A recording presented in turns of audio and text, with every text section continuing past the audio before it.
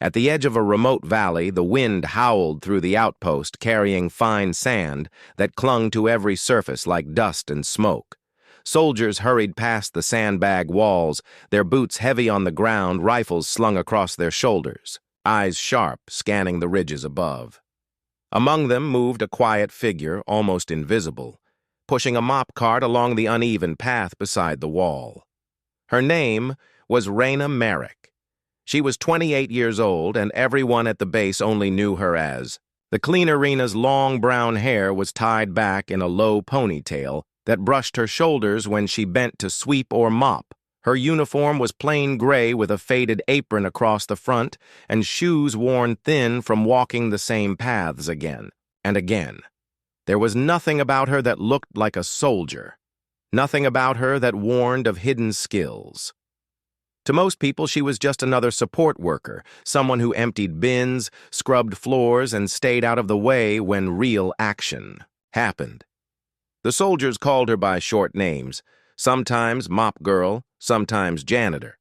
They laughed politely but never with respect and told her to stay clear of weapons and training areas. One sergeant once shouted, "If you touch the rifles again, you will get written up," and Raina had only nodded calmly.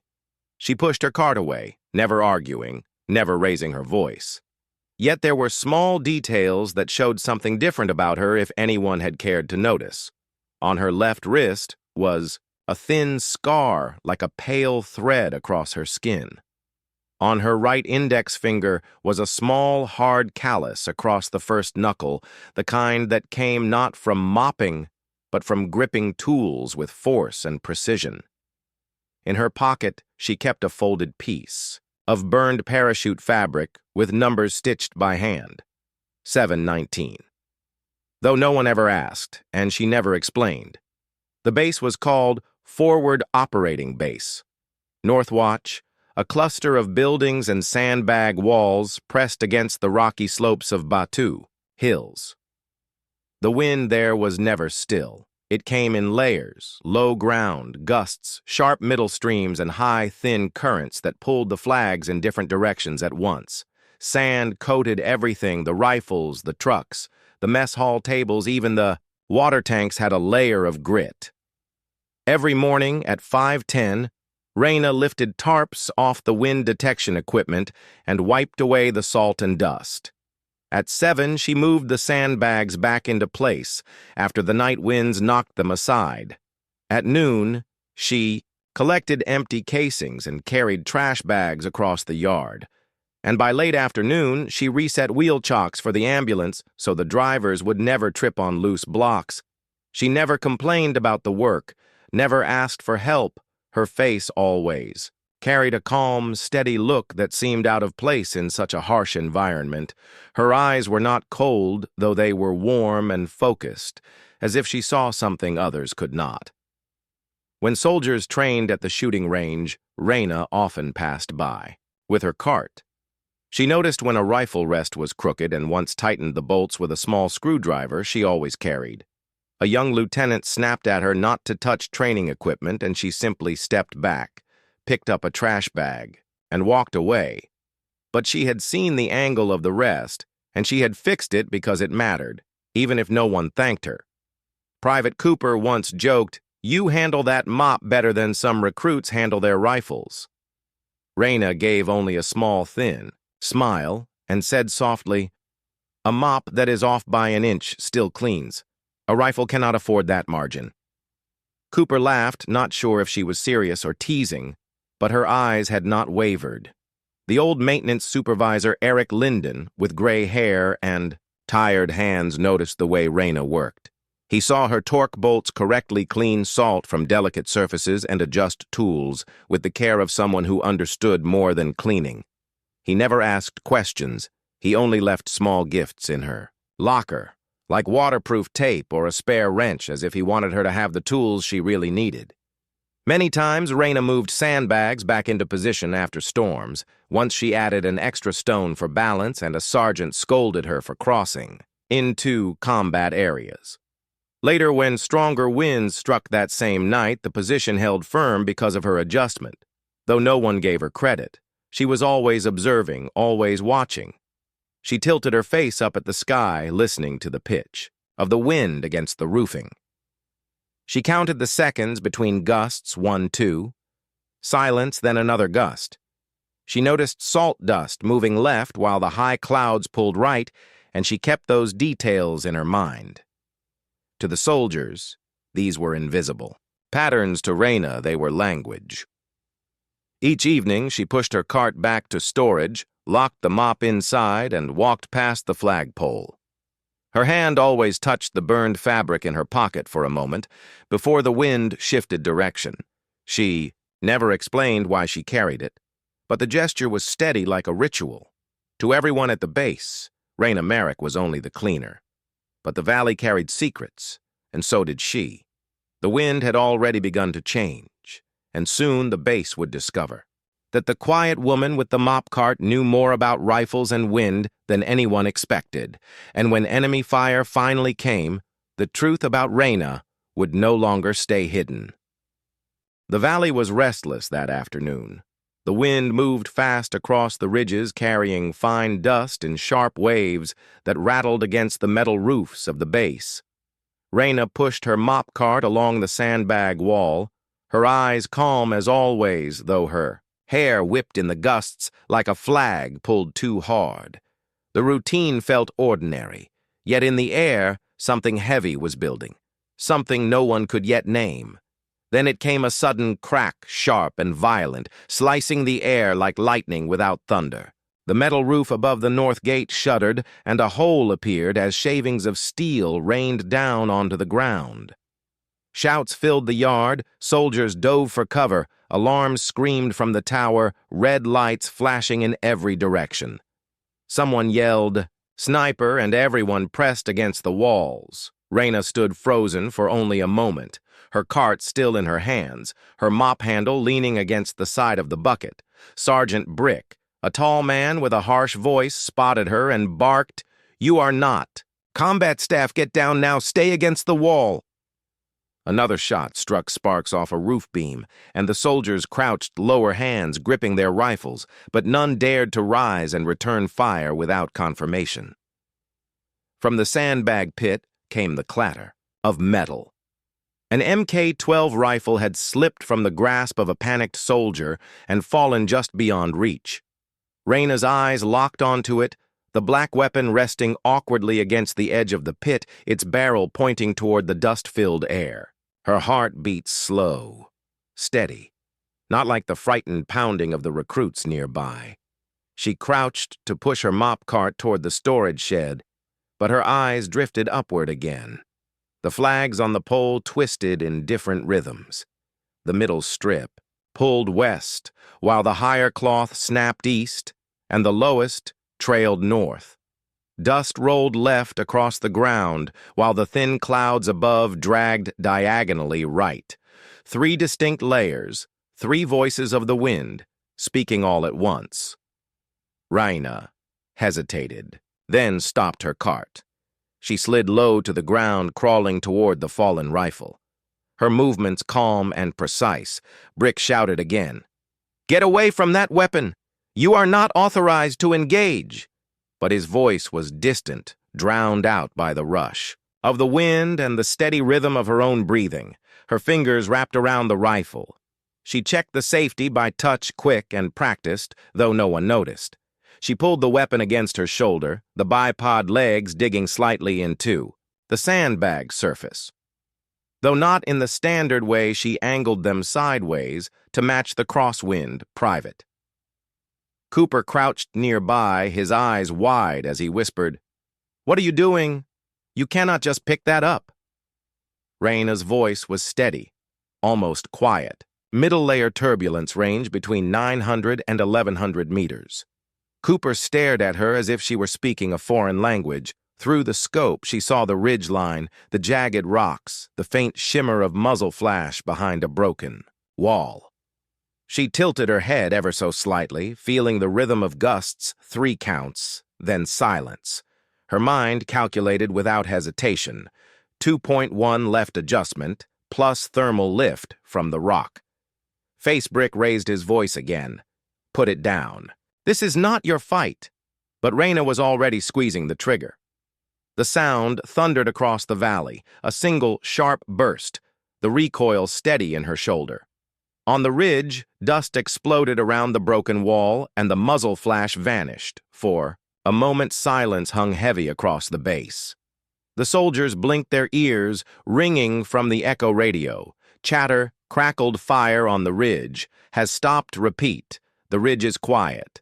The SEAL team waiting at the gate stirred uncertain. Then hopeful, Reyna adjusted slightly. Her breathing still. Even she scanned the ridge again. There another glint. Another nest hidden just below a rock shelf. She read the flags, dust clouds shifting right high. Wisps tugging left. She knew the angle, 3 degrees correction. Wait for the lull. Her finger pressed once more. Bang. The second shot echoed, dust erupted, and the second sniper nest went dark, inside the base. 3 reactions spread like ripples. Fear from new recruits who trembled that a cleaner had just fired. A rifle anger from a few officers who hated the breaking of rules, and trust from Brick, who saw her sight picture steady and her hands calm without a single tremor. Questions filled the air without answers. Cooper muttered again. Who taught you to shoot like that? Reyna said nothing.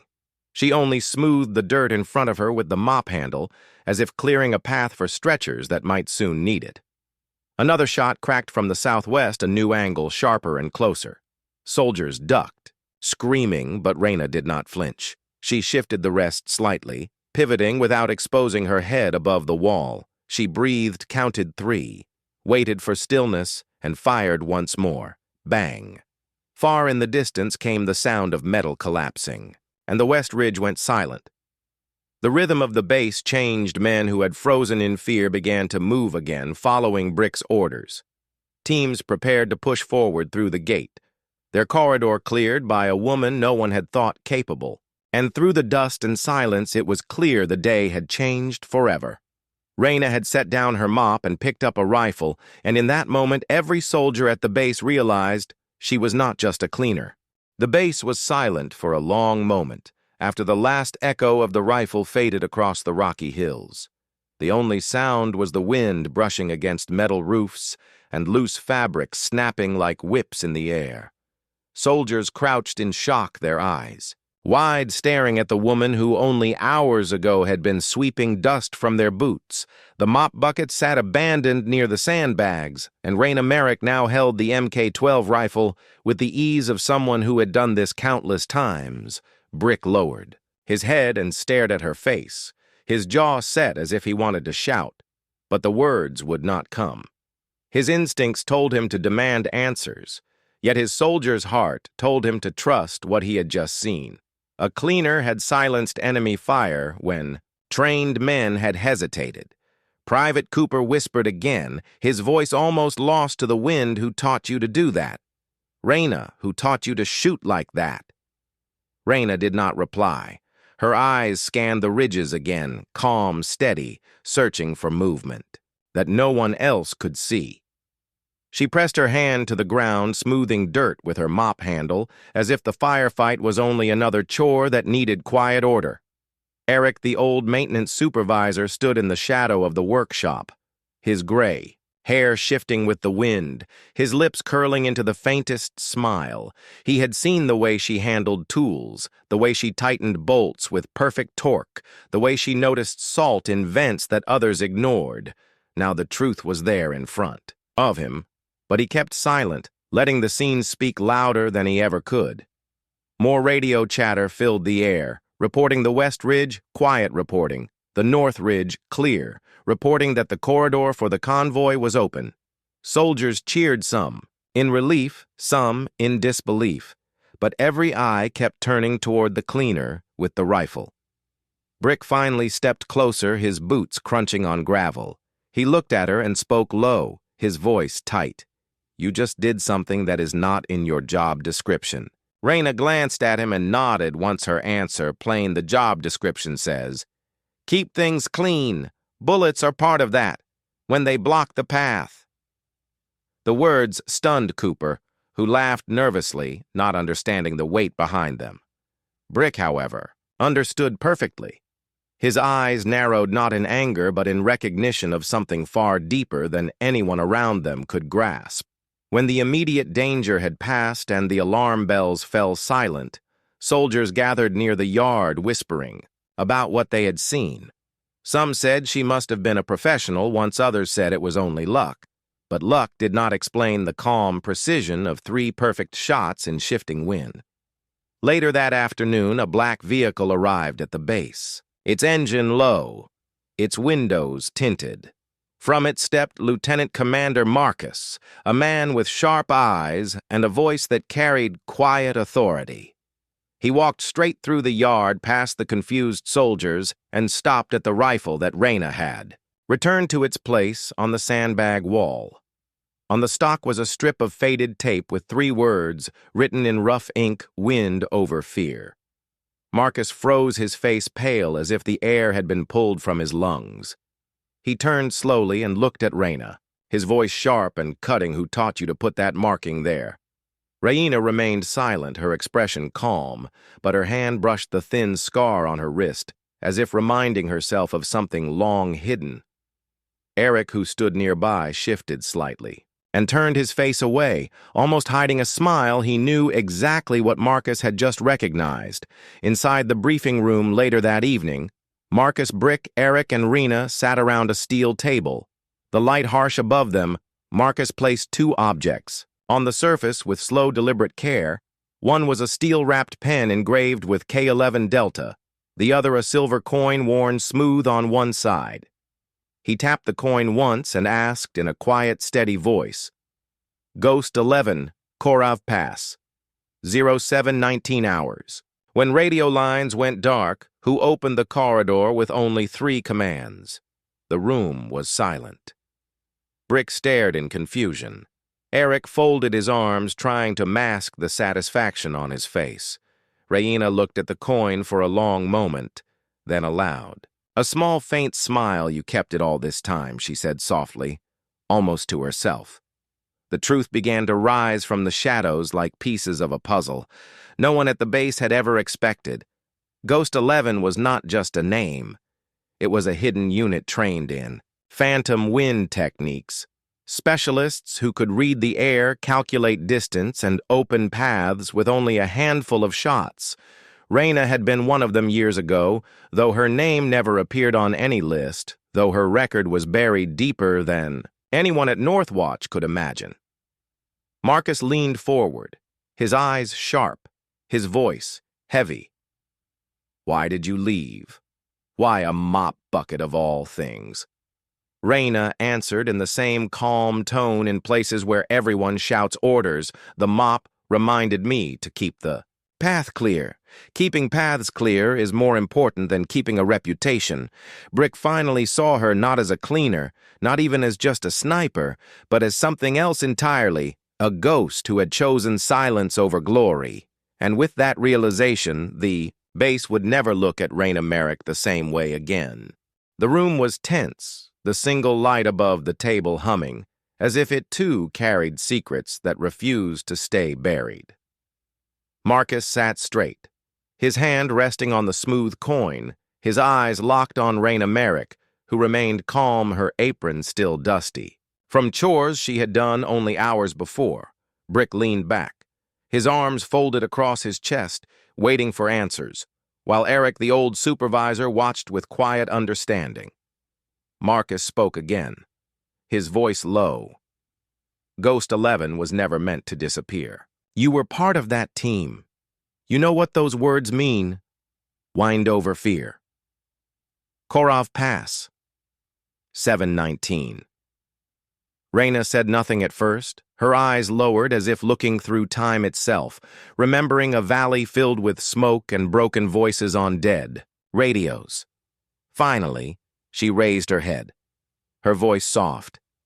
"I was 22. I was not supposed to be there, but we were trapped with no communication, only the wind speaking, and we listened.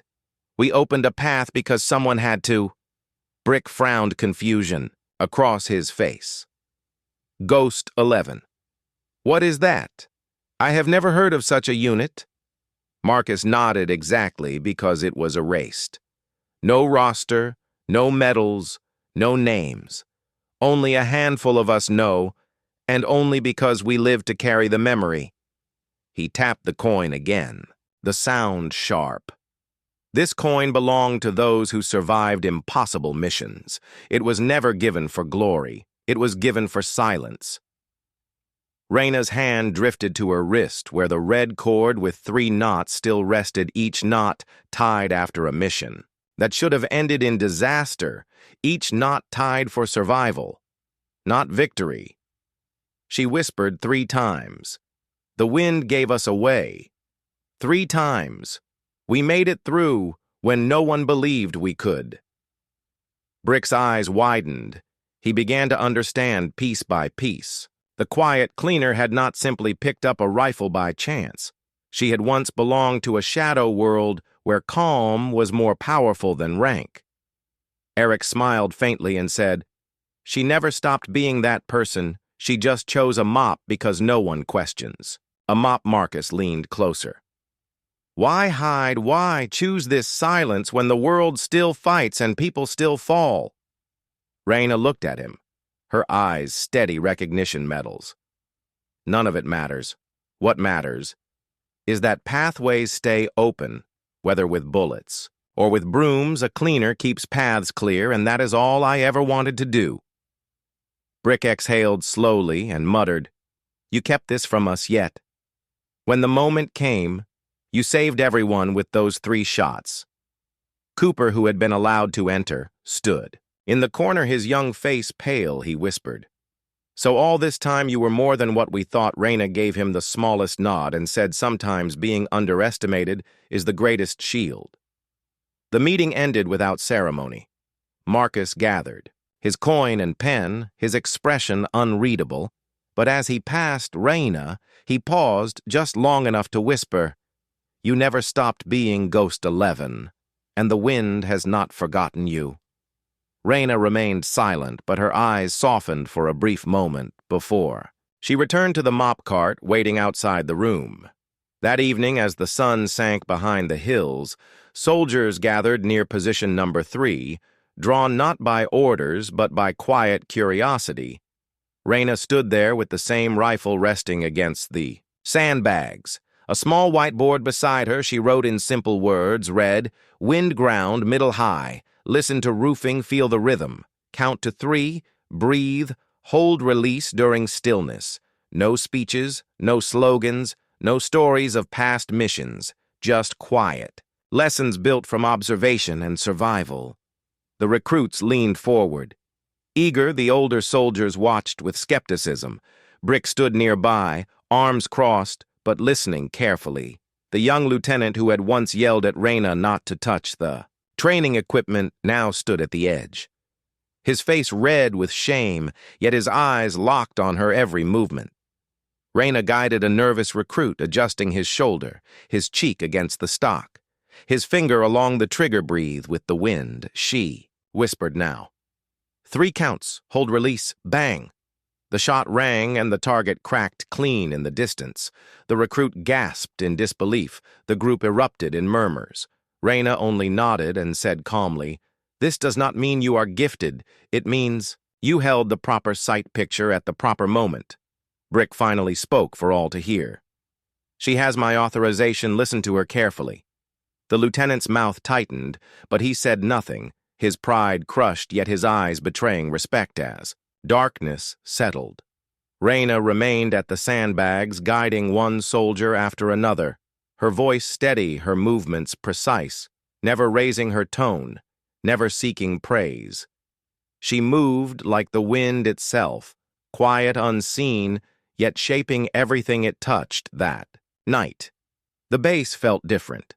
Soldiers no longer dismissed the cleaner with casual remarks. They carried brass to the side, so her sweeping would be easier. They shifted sandbags the way she had shown. They watched the flags more carefully than before. The mop cart still rolled across the yard, but now when Raina passed, silence followed, not of scorn but of respect. Eric brought her a small cup of tea, saying softly, "Teacher should drink something."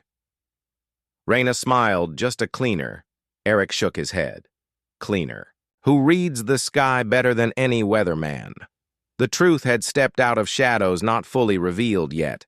Enough for everyone at Northwatch to know that the woman with the mop was more than what her uniform claimed. She had become the quiet ghost, guiding them all, reminding them that sometimes the strongest voice is the one that never shouts.